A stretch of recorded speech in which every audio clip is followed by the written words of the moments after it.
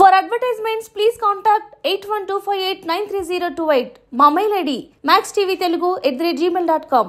Max TV భక్తి ప్రేక్షకులకు నమస్కారం.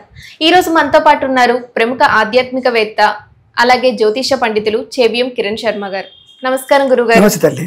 గురుగారు, ధనిష్టాది పంచకాల్లో మరణిస్తే ప్రమాదం అంటారు, మళ్ళీ అదే ఇంట్లో ఇంకో మరణం సంభవిస్తుంది అంటారు. ఇది ఎంతవరకు నిజం గురుగారు? నిజం, వాస్తవం ఇది. అంటే ధనిష్ట, శతభిషం, పూర్వభాద్ర, ఉత్తరాభాద్ర, రేవతి అంటే ఈ నక్షత్రాల్లో ఎవరైనా సరే అంటే సొంత వాళ్ళు కానీ దగ్గర వాళ్ళు కానీ కాలం చేసినప్పుడు స్వర్గస్థులైనప్పుడు ఆ ఇంట్లో కొంత అరిష్టం అనేది జరుగుతుంది. అందుకే మనకి పూర్వీకులు ఇలాంటివన్నీ కూడా ముందే తెలుసుకున్నారు. అంటే వాళ్ళ అనుభవపూర్వం తెలుసుకున్నటువంటి విషయాలు ఇవన్నీ కూడా ఏదో ఇప్పుడున్నటువంటి బ్రాహ్మణులు చెప్పేశారు, నోటికి వచ్చిన మాట్లాడతారు, ఆ ఇంట్లో చనిపోతే అవుతుందా అంటే పక్కింట్లో పెడతారా శవాన్ని తీసుకొచ్చి అనేటువంటి వ్యక్తులు ఉంటారు. సో ఇది మరణం తప్పదు, ఎవరికైనా మరణం తప్పదు, రేపైనా సరే మనమైనా సరే వెళ్లాల్సిందే, తప్పదు దానికి విషయం. కానీ ధనిష్టాది పంచకాల్లో ఆకస్మిక మరణం ఏర్పడినప్పుడు ఖచ్చితంగా ఆ ఇంట్లో మరొక ప్రమాదం జరిగే అవకాశం, మరణం అనేటువంటి చెప్పలేం కానీ మరొక ప్రమాదం జరుగుతున్న విషయం మాత్రం స్పష్టంగా చెప్పవచ్చును.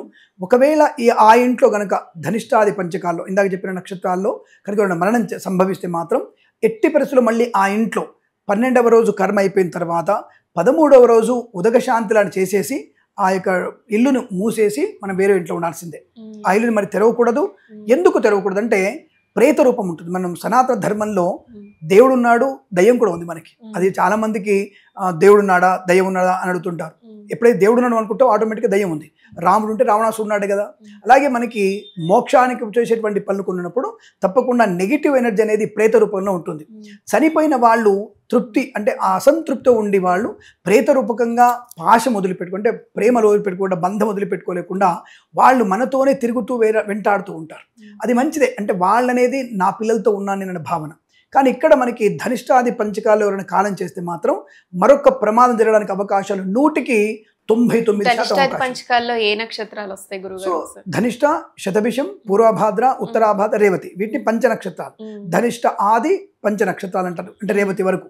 ఈ 5 నక్షత్రాలు చాలా ప్రమాదకరమైనవి. మళ్ళీ అదే జననానికి దోషం కాదు, జననానికి చాలా మంచివి, పుట్టుకకి చాలా మంచివి, కేవలం గిట్టడానికి మాత్రమే ప్రమాదం. అలా అని చెప్పేసి నక్షత్రం చూసుకొని చచ్చిపోతారా అని కింద కామెంట్ చేస్తారు మనోళ్ళు కూడా, మంచి వాళ్ళే. కానీ అలా అకస్మాత్తుగా చనిపోతే అటువంటి వ్యక్తుల యొక్క శవాన్ని కనుక మనం ఇంట్లో పెట్టుకున్నట్టయితే తప్పకుండా అటువంటి అంటే శవాన్ని తీసుకెళ్ళి మార్చిలో ఉంటామంటారా, అసలు ఏమైనా మాట్లాడుతున్నావా అనే వాళ్ళు ఉంటారు. నేను అలా చెప్పట్లేదండి. ఒకవేళ ఆ శవం ఇంటికి వచ్చినప్పుడు తప్పకుండా సేవలు చేసి ఆ శవాన్ని మనం అయిపోయిన తర్వాత దహనం అంతా అయిపోయిన తర్వాత 12వ రోజు కర్మ పూర్తయిన తర్వాత మీరు ఖచ్చితంగా ఉదక శాంతి చేసి ఆ ఇంటిని మూసివేయాలి. ఖచ్చితంగా మీరు మూసివేయాల్సిందే. మళ్ళీ 3 నెలలు కానీ 6 మాసాలు కానీ మీరు అప్పుడు మాత్రమే తెరిచి మళ్ళీ ఉదక శాంతి చేసుకొని అందులో కాపురం ఉండాలి. అది ముఖ్యమైన తప్ప ఇల్లు వదిలిపెట్టి ఇల్లులో రమ్మని చెప్పట్లేదు, లేదా ఇంకోటి ఏమిటి. అంతవరకు మీరు అందులో ఉండడం వల్ల ప్రమాదాన్ని కలిగిస్తుంది. తిరిగి ఆ ప్రేతం యొక్క ప్రభావం మన మీద ఎక్కువగా ఉంటుంది. అది మనకి నష్టాన్ని కలిగిస్తుంది. ఎట్టి పరిస్థితుల్లో ఇంకొకరికి తీవ్ర ప్రమాదం కలుగుతుంది. ఇంట్లో మానసిక వేదన ఉంటుంది, విద్యా నష్టాన్ని కలిగిస్తుంది.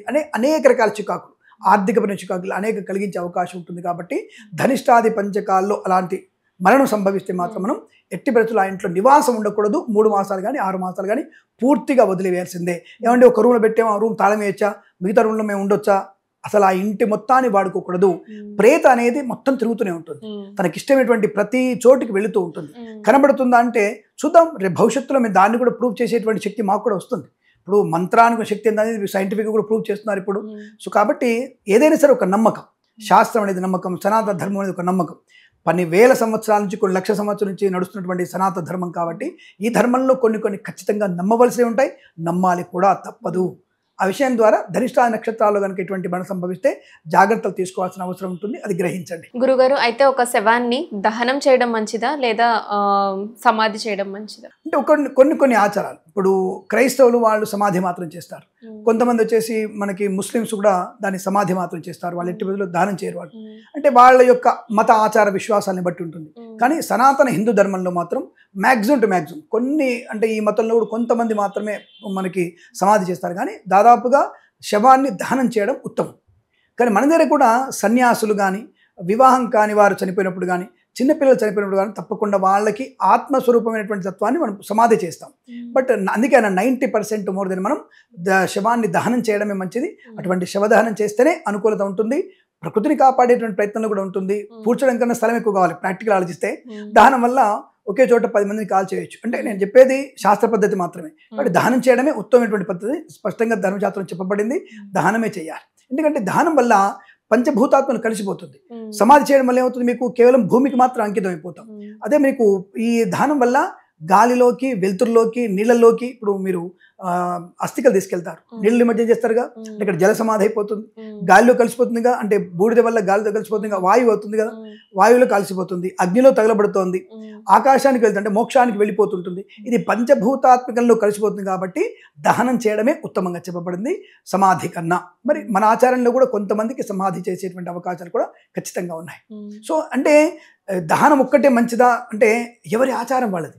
ఆచారాన్ని ముందు మనం తప్పకుండా దాన్ని ఆమోదయోగ్యం తీసుకోవాలి, వాళ్ళ ఆచారాన్ని గౌరవించాలి. కాబట్టి ఎవరిని కూడా మనం తప్పుగా భావించట్లేదు, తప్పుగా చెప్పట్లేదు నేను. కేవలం శవం దహనం వల్ల ప్రకృతికి మంచిదే, అలాగే పంచభూతాత్మకులు వెళ్ళిపోతుంది కాబట్టి ఆ మోక్షాన్ని, అంటే గతించినటువంటి వాళ్ళు, స్వర్గస్థులైన వాళ్ళు మోక్షాన్ని పొందుకునే అవకాశం తప్పకుండా ఉంటుంది.